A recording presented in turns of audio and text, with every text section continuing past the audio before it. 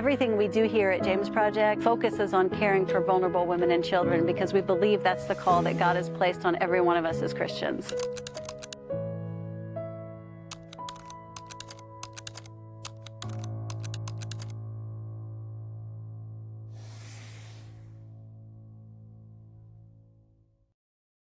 Hey everybody, we're back with Bryon from the James Project, and this is our August update. How are you doing, Bryon? I'm great, Kathy. Better than I should be, I guess. Better than I deserve, certainly. Right? Aren't we all? Most of us. Yes. So Yes. that's great. And we did not get a July one done because just travel and summer is so hard sometimes to get caught up in that time of the year. So lots to talk about for August, right? Yeah. Yeah. I mean, things just moving right along, just as always. Mm-hmm. Got some construction updates to present, and a couple other things that you know God's doing. Yeah. Well, tell us what's going on for construction. Well, we're pleased to announce that our offices over at the Village of Hope are now open. Rudy and Lorena were able to move in yesterday. Wow, that's And wonderful. so, yeah, so that we now have two residents, two ladies, and a total of five kids living there. Great. And I know they're going to be happy to have Rudy and Lorraine on site more often, Yeah. right there close by. And we also, I'm not sure when it's going to happen, but we actually have Lorena's sister. Her name is Michelle. She's been the head of our daycare for several years, is actually joining the Redeem program. I mean, as an employee, not as a, she's getting her degree in psychology, I believe. And so she's going to, at some point, transfer over there and work with the women. That's wonderful. Yeah. It's really great. And speaking of working with the women, they'll be training in that building as well, right? Like Yeah, train. on the second floor, it's all open. It's like an open air kind of training center that it's just the view over there is gorgeous, as you know, but on top of that second level is even better. Yeah, but yeah, to have that facility to be able to do that over there is great. That's awesome. Wonderful. I'm excited to hear about how those trainings go soon. Yeah, they're excited to be in. I know that. Good. Good. And Casa Elizabeth is still in the works, but should be moving along a little quicker now, right? Yeah, so now that Costa or the offices for the Redeemed are finished, then because we split our construction crew, so now all the guys can work on Casa Elizabeth and hopefully speed that up because it's going pretty slowly. Yeah. But we're hoping, Hair Bear always has a a favorable estimate of when things will get done. I think to be a little more realistic, I think probably by the end of the year it Mm-hmm. should be done. Good. If it went past that, I'd be surprised. Mm-hmm. He's always optimistic. That's Yeah. Yes, he is. that's good. All right. And Casa Elizabeth, just in case anyone forgot, it's the second story of the pregnant teen home, correct? And then Yes, and we needing prayer for parents for that house. all right. And that will house another 6 mamas and their babies, correct? Yes. Yep. So 12 Yeah, total. we're so excited to be able to help more kids. Yeah. All right.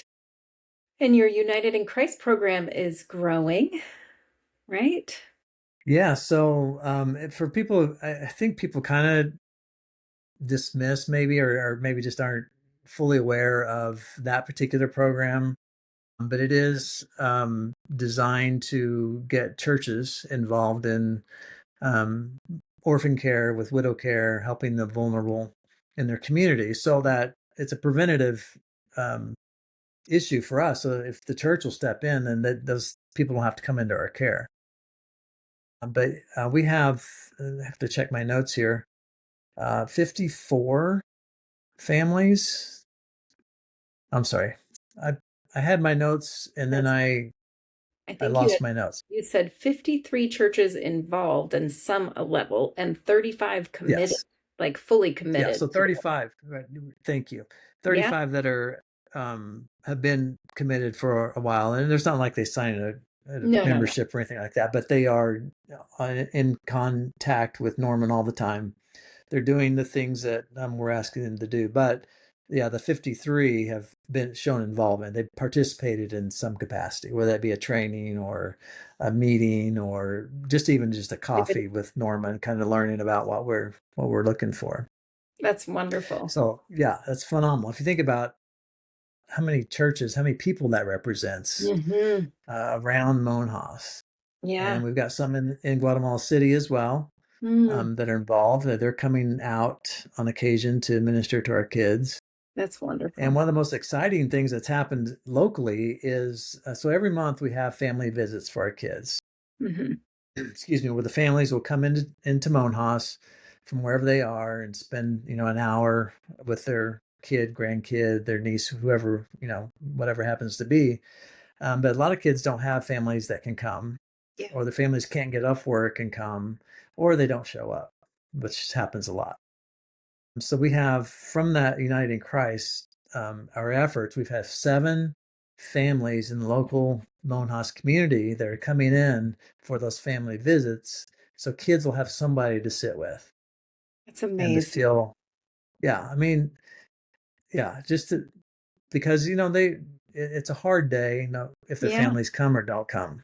Right. Um, but I think it's probably harder for those who are expecting family that doesn't show up. So when we have somebody there that they can visit with, and just to show that they're loved and they're important and somebody cares about them, is huge. That is so huge. That's wonderful. What a lovely ministry for those local families. And just Yes. once a month for an hour. It's so easy to be able to go and Yeah. do that. Yeah. And But if it's if it's a case where the family just can't come, or they hmm, don't have family to come, then that's a quote unquote family member that they can count on every right. month, just to say, yeah, this is what's going on in my life, and I'm so glad you're here and that you care. Yeah. It just reminds me of how easy it would be. I one of the things I always think about when I go down to the James Project is I love, everybody that goes. It's such a life-giving thing to be able to be the hands and feet of Jesus for that week. But then we get home and we forget that we can do it here, you know? And it just reminds me of how simple it would be to go and visit a nursing home for an hour once a month and sit with an elderly person who doesn't see their family or, I mean, just so easy. So thank you for that reminder. That's good. I Yeah, hope it I is. mean, everybody can do something. Yeah, Yeah. Yeah, because people just need to feel seen and valued and loved. And it doesn't take that much effort. So it's a good reminder for all of us that we should be trying to do that more frequently wherever we are. yeah, yeah. And it's not that hard. It's not No, doesn't take a whole lot to make that happen. So no, no. All right. So, and you have the Barnabas Aftercare program, another program of the ministry that probably a lot of people don't often think about either because it's not one that we see when we go down. right, Tell us a right, little bit exactly. about So that. we have a psychologist and social worker. We just have one of each right now. That they work as a pair. They follow our kids back, like their families allow us to be a part of to continue to minister to them. And so they'll go visit them in their homes once the kids are returned by the court. We have 54 families in that program right now. So of all those kids that come to us, and then our court ordered back to bio families, we're checking in on 54 of them personally, which is So, making a huge difference. I mean, we're making sure they're going to school, making sure they're being fed, making sure they're not being abused. right. And I mean, and that's a voluntary thing. Those families don't have to allow that. It's not court ordered. We have court permission, but Hmm. it's not court ordered. So the Wow. families themselves saying, "Yeah, please come visit our kids," Wow. and it's huge. I mean, it's making a big impact. Yeah. And it's another one of those, it's just one of those things that, yeah, like our supporters up here, Hmm. well, even down there, they don't realize some of those things that we're actually doing outside of the project walls Right. that are making an impact. Hmm. Yeah. It's not just the kids that are on property. I mean, though it's a wonderful ministry there as well, but to know that you can follow these families because for a long time you had no idea what happened to them when the Right. court them, Right. directed them home. And And unless we you got, still don't with a lot of them, but yeah, 54 I think is pretty significant because the it program is. hasn't been around that long. And No, so basically with United Christ, that's prevention. And then we have the care on property, and then we have aftercare now. So we're trying to, get them book in mm-hmm. the whole Full spectrum. crisis, basically. Yeah. Yeah, yeah. And how much support and help that for the families to know that they're going to be checked on. They're going to, so if they need something, they don't have to do something drastic to get their needs met. Someone's going to be stopping in to check. Do you need books? Do you need, they don't have to do something. Yeah. And I mean, we're paying for those kids to go to school still. Mm, I feel like education is very important. So we do pay for them, hmm. provided the family wants us to, which most of them do. Um, so yeah, and they always take a little bit of food. It's not like the big baskets that teams deliver to families, but a little basket of some staple items just to make sure they're taking something fresh, for the kids to eat. And how wonderful for the whole family to know that they're loved that much. Do you know what I mean? Yeah, That they're yeah, not judged for having had their kid taken away. They're still loved and valued and cared for, and they are going to be seen and helped if they need it. Like not just the yeah. child, parents or the grandparents or aunts and uncles, whoever took that child in. It's great support. That's another thing too. I'm glad you said that we've shifted from, like, even during family visits. I remember when we first moved down there and we had to sit through those family visits, I was always, trying to, and, I was angry at Hmm. those families for letting their kids Hmm. come in their care in the first place. So I wasn't rude to them or mean to them, but well, wasn't soft towards them. I didn't have a soft heart. Yeah. We've shifted that as a staff. Hmm. We've worked with our staff too during those family visits. We actually now will, like, they ride the bus into Monhouse. We'll go out and get them and bring it out to the project so they don't have to pay for a tuk-tuk ride. We Yeah. actually feed them while they're on property and get them, make sure they have a cold drink, whatever. So we're switching from looking at them as the enemy is looking at them as people who need to be loved. Yeah. And I think the result of that is that now we have 54 families in this program Yeah. that we are loving on them as a whole and encouraging them instead of pointing fingers and being angry with them. Yeah. It's a good shift. I'm Yeah. glad it happened, and I hope it continues to go in that direction. Yeah. Because you're loving them like Jesus loves us. I mean, you never know why they did the things that they did, if they were abused as a kid, if they, you never know their story. So to be able just to love them and recognize you're broken just like the rest of us, and you made this bad choice, but we still love you and we're here for you. And that, yeah, I bet it makes a huge impact on them. Yeah, Probably. I mean, we've all go through circumstances where we don't make good decisions and need the opportunity to be forgiven and to have a second chance at it. So hopefully that change, that shift in philosophy is working. I think it is. Yeah. And it's, even if it's not working on them, it is what Jesus asks of us. So I'm proud of all of you for making that shift, because it's a hard one when you see the hurt and the pain and the suffering that these kids have been through. It's hard not to be angry. It's hard not to be, really mad at the people that landed them there. So I'm Yes. proud of you for being able to make that shift. Yeah, that's great. All right. So, what else is, I know we're working on Saba, or you're working on Saba, the platform. That's Yeah. a So I want to thing, just kind of a technical thing, but certainly something to touch on.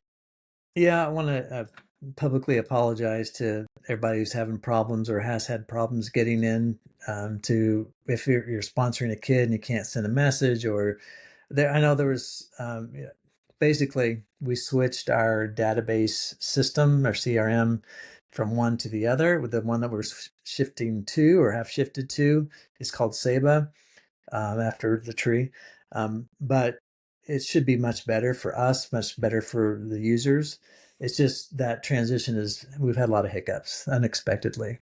So apologize for that. If everybody would just give us patience in getting those kinks worked out, hopefully, within a month or two, there won't be any, hopefully less, but won't be any more issues. I mean, we have them on our end too. I mean, we're still working with our tech guy to get those things resolved, because like there's things we can't do still that we need to be able to do. But it's just a process, and we appreciate patience from everybody. And again, apologies. Yeah. And just so people know, it's a multi-layered platform that does a lot of different things. So it's not a simple transition. So there's bound to be bugs, but it will do great things once all the bugs are worked out. It'll be really helpful. Yeah, hopefully sooner than later. Yeah, that would be great. All right, and you have a golf tournament coming up, right?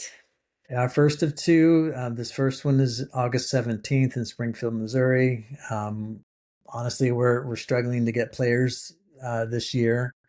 It's a hot time of year. Obviously, we upgraded our golf course a couple of years ago, and the only way we could do that was to move it to August because they didn't have any September dates.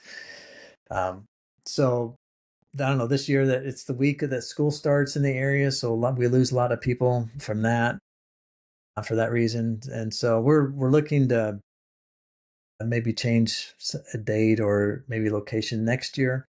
But this year we need golfers. We have a minimum that we have to pay for, and we're not, whether it's 18 teams. If we don't get 18 teams, we have to pay for 18 teams. So we're a little short. Hopefully, within the next 2 weeks, we can fill those, but we'll see. We need help. We need prayer. We need prayer for cool weather too. Okay, prayer for cool weather and golfers. At least comfortable for August weather. Yeah. Yeah, it's hot out there. Yep. All right. Any other prayer requests? I know there's we have a young lady, well, she's a child actually, in Casa Maria. She is pregnant. She is having a very difficult time being there, but just dealing with the fact that she's pregnant at a very young age. Even she's been to the doctor and had a sonogram, and it looks like the baby's not developing the way it should. She needs a lot of prayer. We'll just say that. But we've had girls in situations similar to her, where the doctor said the baby's going to have issues, and there was no issues. God's answered those prayers. He loves these kids. He loves these babies, and but we need the family to call out. so hard to see these young ladies go through such trauma. And a lot of times the love that they receive at the project does bring them around and helps them to deal with the circumstances. But you never know how deep the trauma runs for some of them, and what it's going to take for them to let people love them. Yeah. It's going to be really hard. Yeah. This, as far as dealing with the trauma, this is probably one of the harder cases we've seen so far. Just she's struggling. Yeah. And then to add the scare or the possibility of being an issue with the baby, this adds to that. Yeah. So yeah, she needs a lot of prayer. Definitely keep her in our prayers. All right. Anything else? Our staff, I would thank you for the prayers over our staff. We just got back from spending time with them, and there seems to be a shift in them, more contentment, more unity, more joy. So we're praising God for that, because it was a rough couple of years of things going on, and they're amazing people. They just they deal with a lot of trauma, secondhand trauma. One of our biggest issues is they've always tended to work in like silos, because we have the school, we have the parents, we have the administration. We have our what we call our professionals, which are our social workers and psychologists. And the issue has been not not they communicate, but not necessarily in the best way. Mhm. Uh, Something's happened, something's shifted, and they're getting along. They're looking outside their little area, and they're seeing, okay, well, maybe this if I handle this way, it's going to affect you know that person in that department. And so, yeah, we're thankful that things are changing there. Praise God. That's great. I'm glad to hear that because it's got to be hard, all working. I mean, it's 15 acres, but you're still, working with other people all the time. And that's a real challenge. People with different ideas, different thoughts, different ways of doing things. So, yeah. Well, yeah, in those different departments, because it's just like here, you have your kids in school. Well, your kids' teachers have a different perspective of your kid than you do. Right. And then if you take them to the doctor, well, that doctor has a different perspective, or professional, whatever. And so, yeah, it's getting them, and like you said, because it is a tight community, Hmm. small community, it Yeah. can make things a little more challenging. But again, they're working through it. The school, we're off to a great school year. We have had to replace some personnel there, and it's so much better. I actually um, got to go in and evaluate our teachers this last trip. I saw some really great things. I learned so much about our school that, and I have started a great relationship with our new director. Hopefully, he's around for a while. But yeah, good things to report there. I'm so glad because that's also been a challenge to keep people because of the way the government Yeah. recruits people. Yes. Yes. So Exactly. And that's where he may end up going eventually. But now he yeah, seems to have a heart for it, huh? yeah, yeah. He's done a good job. Good. Oh, and you had some young men down there for the summer. They are there for another week and then headed back. Yeah, if anybody listening got to meet CJ and Austin, they're two brothers, incredible young men. So they came last year on a team, and CJ uh, actually knew some Spanish. He did a great job communicating. Austin, his brother, didn't know any Spanish. So when he left, he vowed to learn Spanish. So when he came again this next year, he'd be able to speak. Well, in that meantime, we actually hired them, so to speak. We didn't hire them; they were volunteers, but they wanted to come back and work for the summer, volunteer with teams. And during that time, Austin practiced, committed 1,000 hours of Spanish in between the two. Came in speaking Spanish. I mean, he was translating he better than I can, and just their span. I mean, if you name every quality you want in any person, but they're hardworking, both of them, great personalities. They're funny, they're intelligent. I mean, one has a triple major, that has a double major in college. They're respectful. I mean, they are the real deal. They love the Lord. They're best friends, and it was a great hire. I'm so But glad. yes, So glad. That's every wonderful. every team that's interacted with them has loved it. Our staff uh, loves them. I mean, they can't say enough good things. They're sad to see them go. This is their last week. There's supposed to be a team this week, but that team canceled, so they were actually kind of relieved. So that, I mean, when there wasn't teams, they were working with our professionals. They were working in the office. They were working in agriculture. They weren't there as an adventure. They were there to serve, and they did well.